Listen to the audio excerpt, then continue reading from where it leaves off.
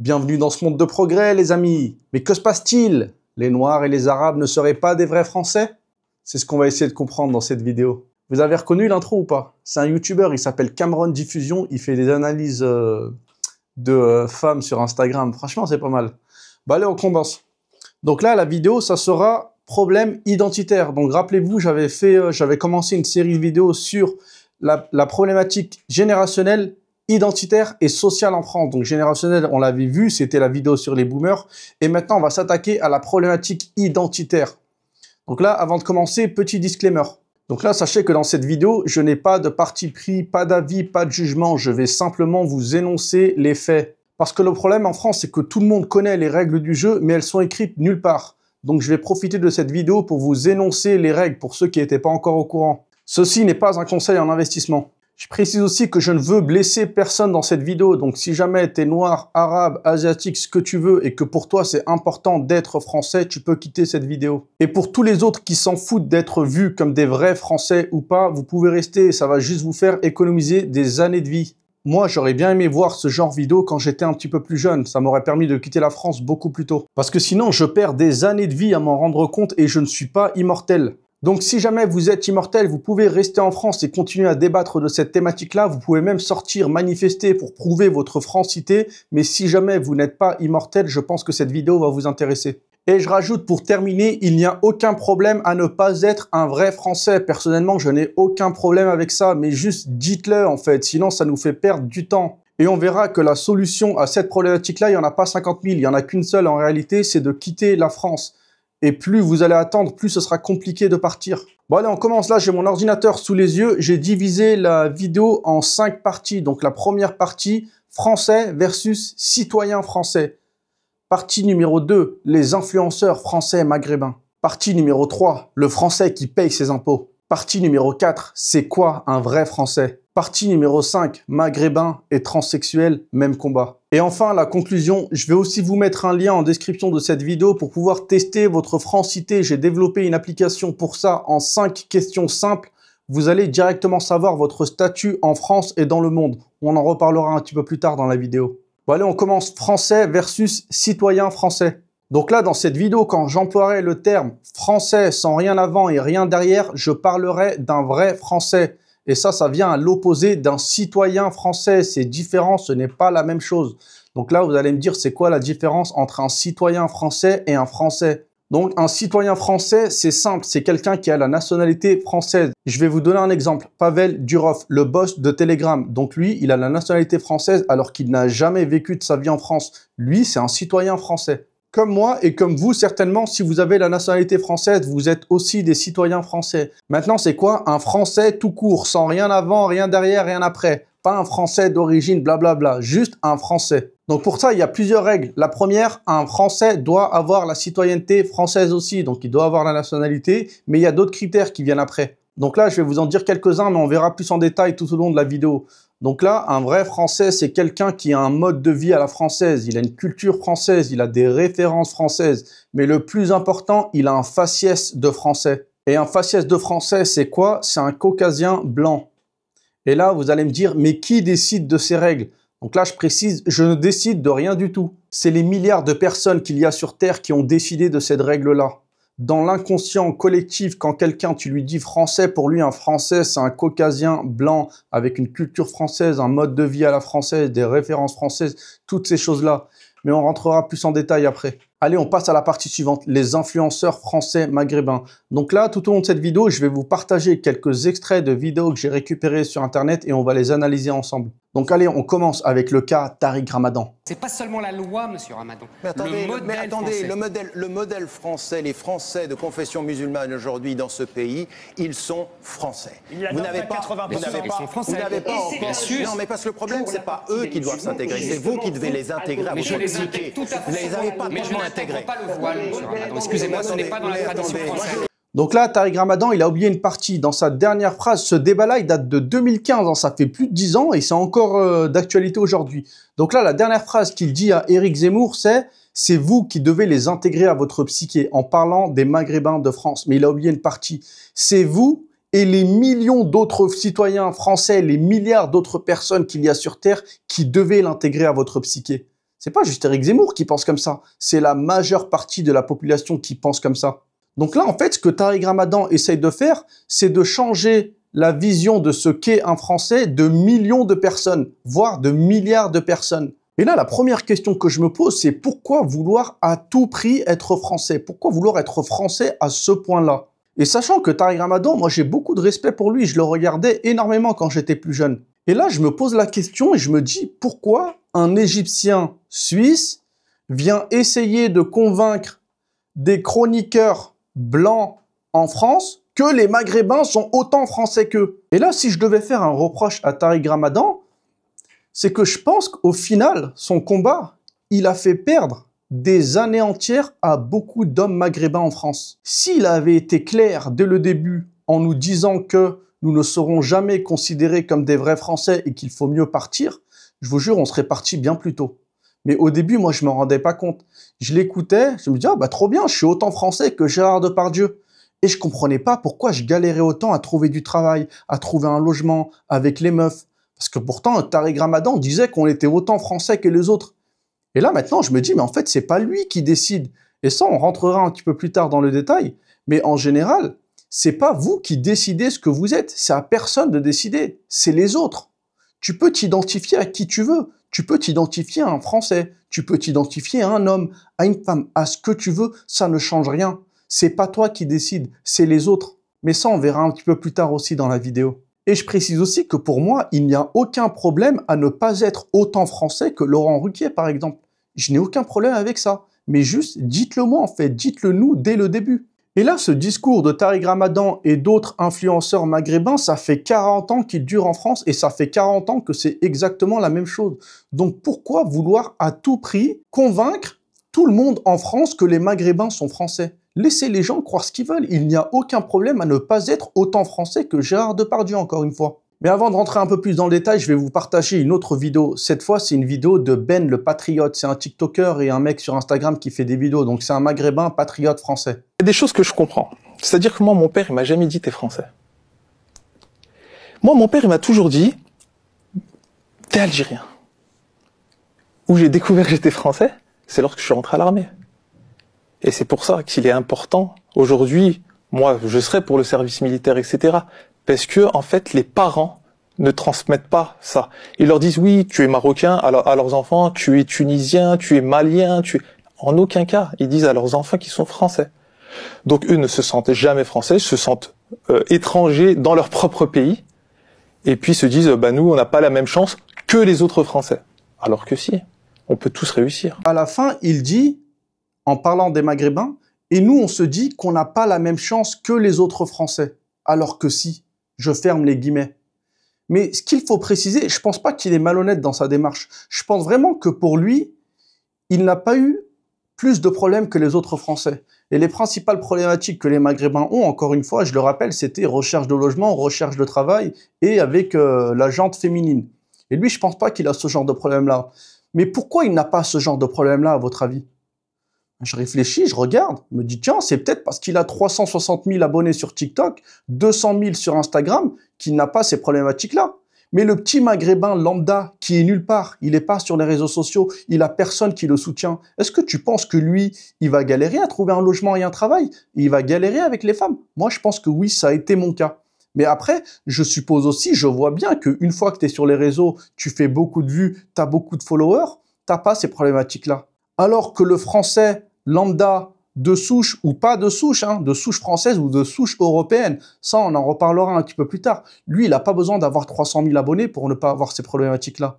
Et là, je vous vois venir en commentaire, vous allez me dire « Ouais, mais tu as aussi des blancs français qui galèrent à trouver un logement, qui galèrent à trouver un travail, qui galèrent avec les femmes. » Ça, c'est vrai aussi. Mais je dis juste que pour un Maghrébin, ça sera 100 fois plus compliqué. C'est tout ce que je dis. Donc oui, je doute pas une seconde que Ben le Patriote a autant de chance que le français lambda. Sauf que lui, c'est peut-être parce qu'il est sur les réseaux et qu'il fait beaucoup de vues, qu'il a beaucoup de followers, qu'il n'a pas ces problématiques-là. Et là, si jamais il me dit que même avant d'être sur les réseaux, il n'avait pas cette problématique-là, je le croirais pas. Ou alors c'est qu'il fait l'autruche, il n'a pas voulu les voir. Allez, on passe à l'extrait suivant. Cette fois, c'est une vidéo de Karim Zeribi. Donc lui, c'est un chroniqueur chez TPMP. Je pense que dans ce débat, on fait une confusion énorme entre immigrés et Français issus d'immigration.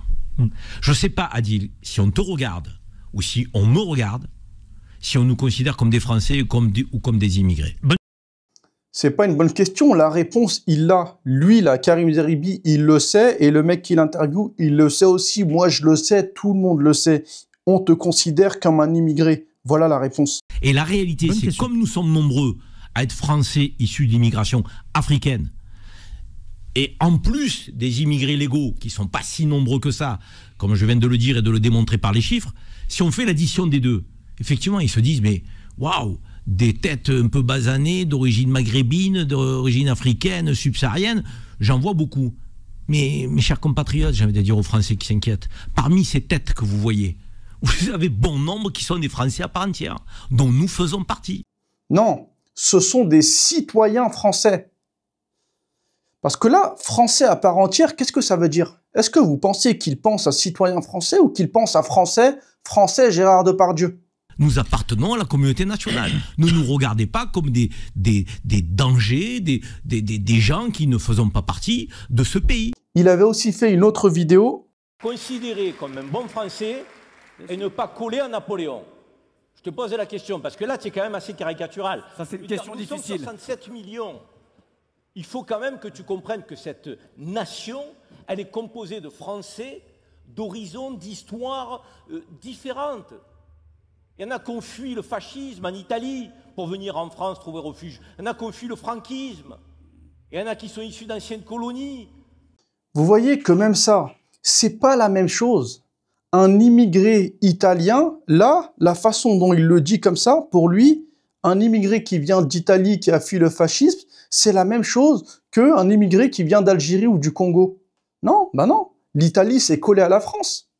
Alors que l'Afrique, il y a quand même une mer, voire un désert qui nous sépare. Donc non, ce n'est pas la même chose. Et encore une fois, ce n'est pas moi qui fais les règles. Moi, je vous dis juste comment ça se passe dans la vraie vie. C'est pas moi qui fais les règles. Ce n'est pas vous, ni à Karim Zeribi de décider qui est français ou pas.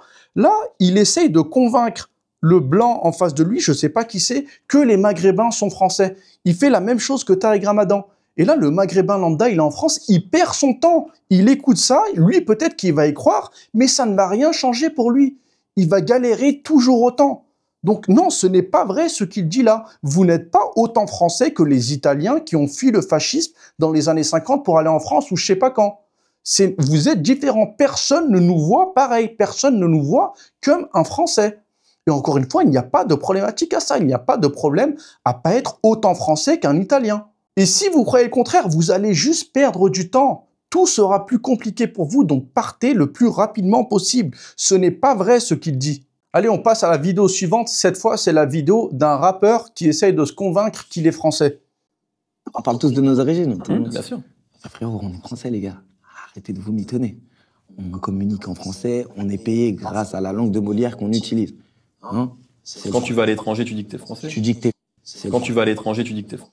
Il suffit pas de parler français et d'écrire français pour être français. T'as plein d'étudiants chinois, mexicains qui viennent en France étudier le français, ça fait pas d'eux des Français. Pourtant, ils parlent français, ils écrivent en français. Et au passage, j'ai jamais entendu un Français blanc me dire « je suis français » ou bien dire sur les réseaux ou sur un plateau TV « je suis français, je suis français ». Il essaie de te le dire, t'auras beau le dire 1000 fois, ça ne fera pas de toi un Français. Pourquoi systématiquement les seuls qui vont te sortir des phrases « je suis français, je paye mes impôts, je suis… » Rien que le fait de le dire, c'est qu'il y a un problème. Donc allez, on regarde la suite. Tu dis que t'es français, frérot. Quand je suis au Mexique, je leur dis pas que je suis congolais. Hein. Je sors mon passeport, je suis bien...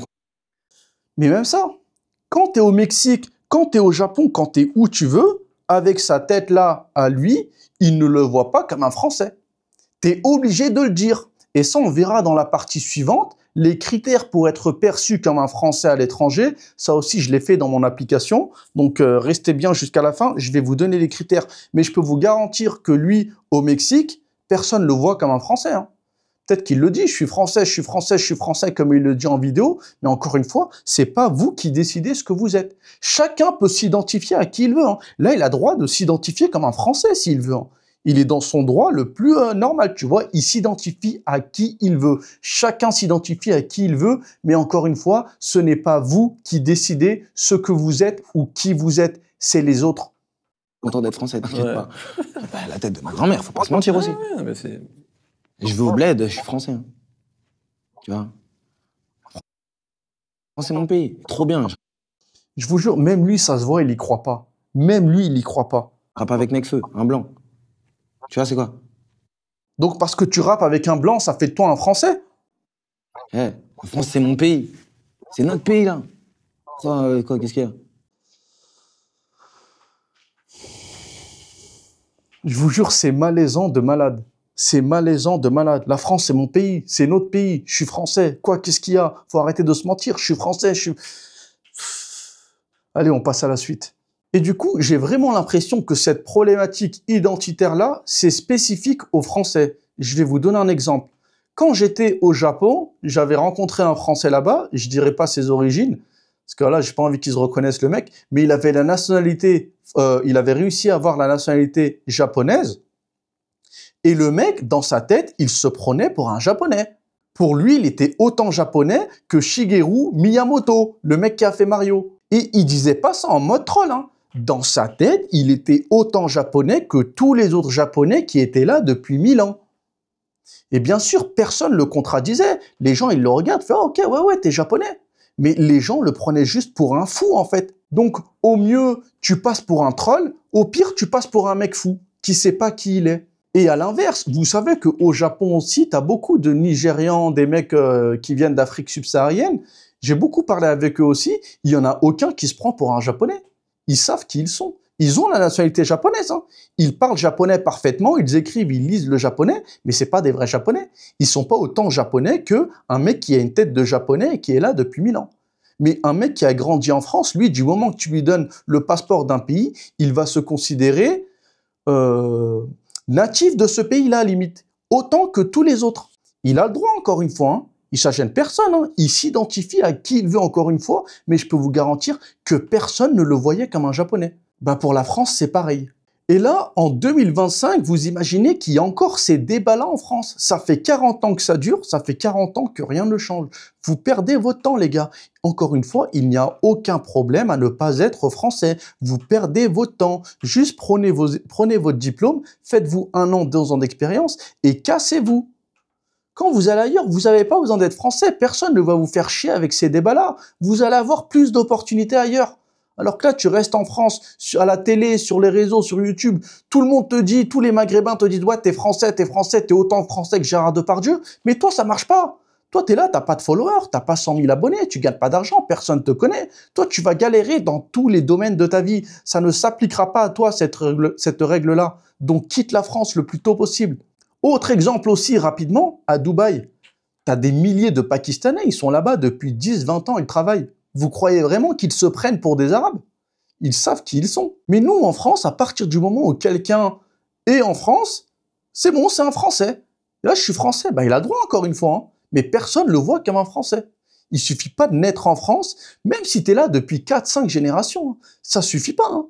Il y a des règles supplémentaires. Je vous ai dit, il faut avoir une tête de Français. Il faut avoir le mode de vie à la française, la culture française, les références françaises, c'est tout ça. Et à quoi bon, même si vous avez tout ça, si la majeure partie de la population ne vous voit pas comme un Français, comme faisant partie des leurs, vous ne serez pas Français, vous aurez beau le répéter 1000 fois, ça ne marche pas comme ça.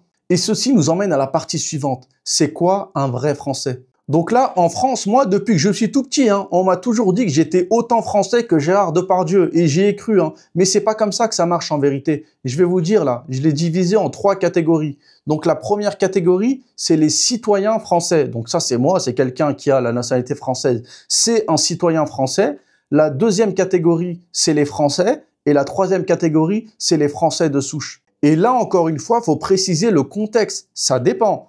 Que tu sois en France ou hors de France. Tu peux très bien ne pas être vu comme un Français en France et être vu comme un Français en Asie, par exemple. Moi, c'est mon cas. En France, personne ne me voit comme un Français, mais en Asie, Japon, même Australie, n'importe où dans le monde, les gars, moi, je suis vu comme un Français 100%. Hein. Dites-vous que les seuls endroits où on m'appelait le Français, c'était hors de France. En Suisse, on m'appelait le Français. Australie, le Français. Japon, le Français.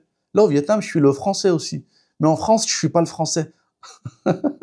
Bon allez, pour les autres catégories, j'ai fait une liste. Vous savez que j'aime bien faire les listes. Donc là, je vais vous donner des noms.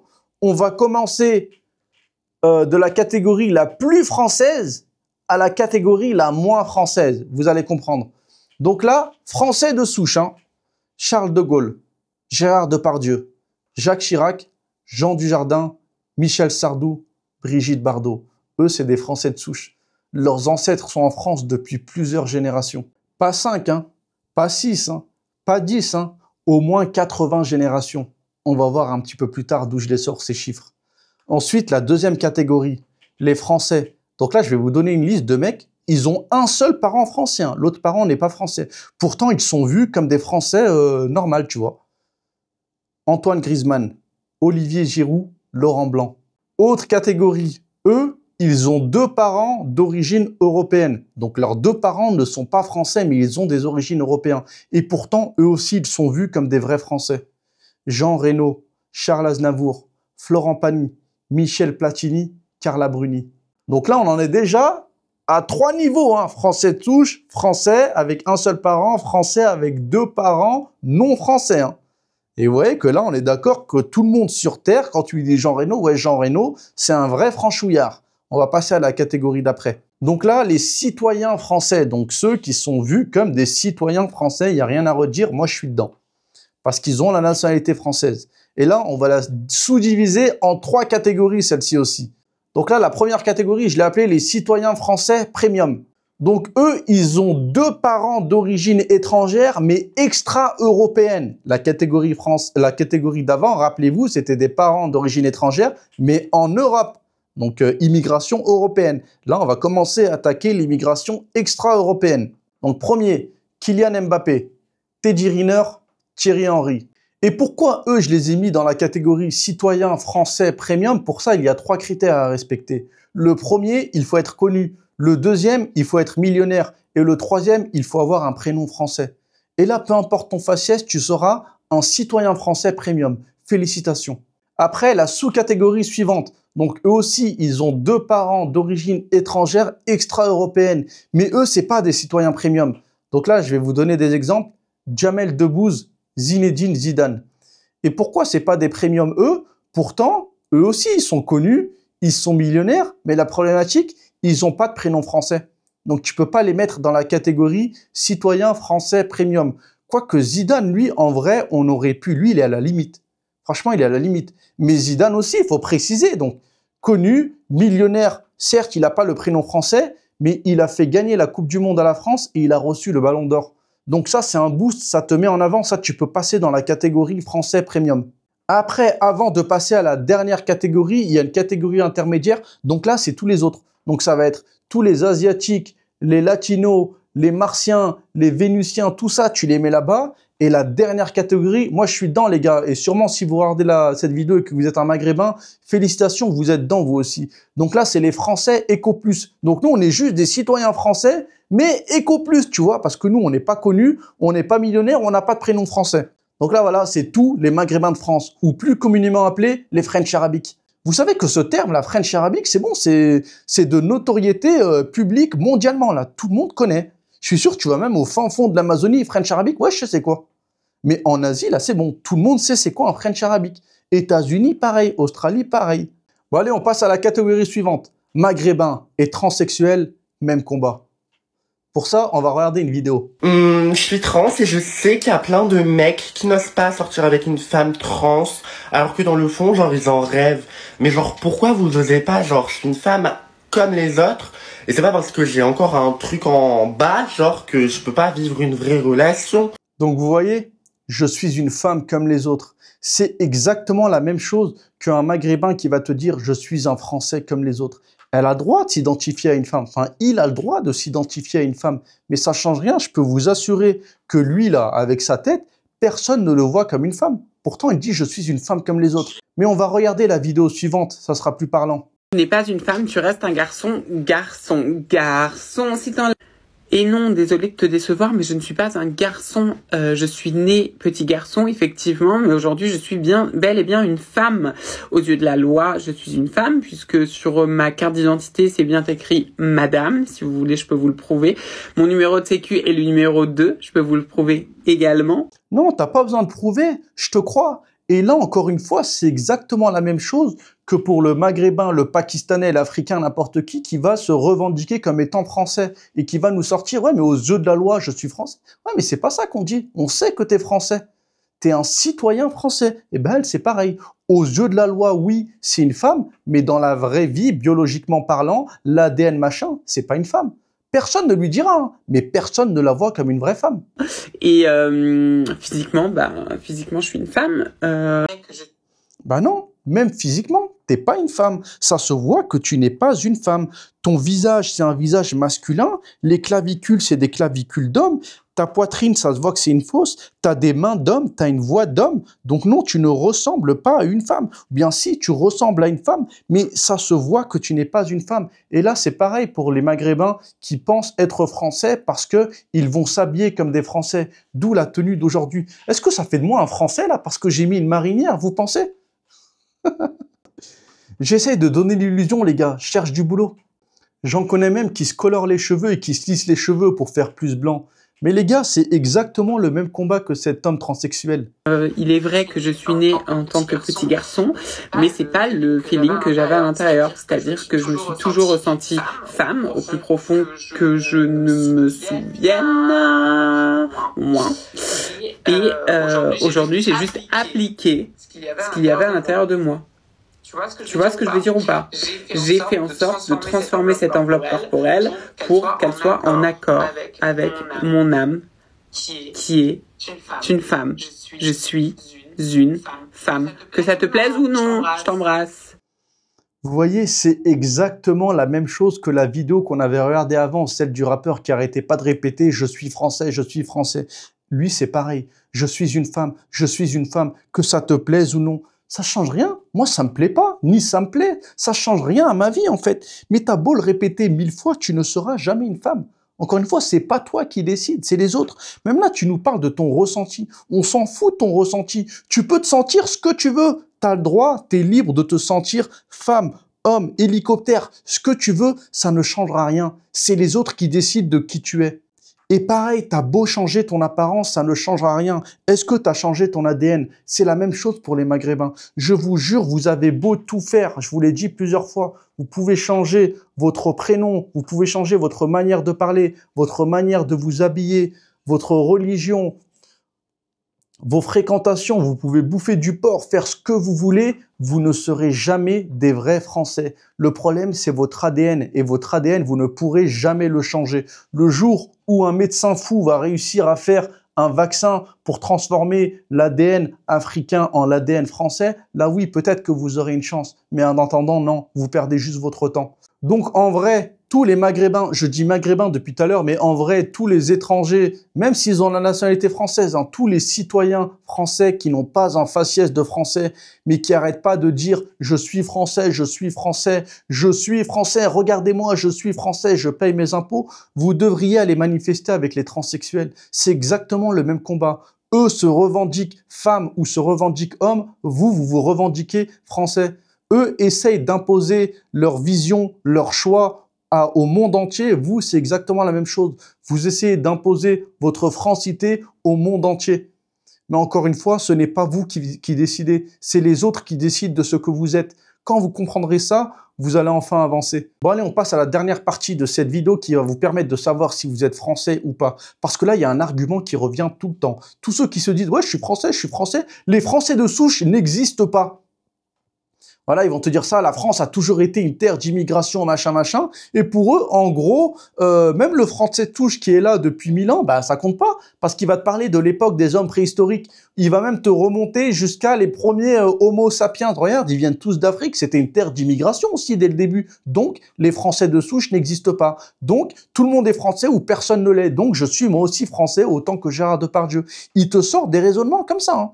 Et encore une fois, ils ont droit. Hein. Là, je précise pour la 50e fois, vous avez droit de vous considérer français si vous voulez. Moi, je vous dis juste que personne ne vous verra comme un Français. Vous allez juste galérer, vous allez juste perdre du temps. Si vous vous croyez français alors que vous n'avez pas une tête de Français, vos parents sont d'origine extra-européenne, vous allez galérer plus que les autres. C'est comme ça. Et encore une fois, il n'y a pas de problématique à ne pas être français. C'est pas un problème. Juste dites-le en fait. Arrêtez d'y croire. Vous allez juste perdre des années de vie. Donc faites-vous une raison et quittez la France le plus rapidement possible. Tout sera plus facile ailleurs.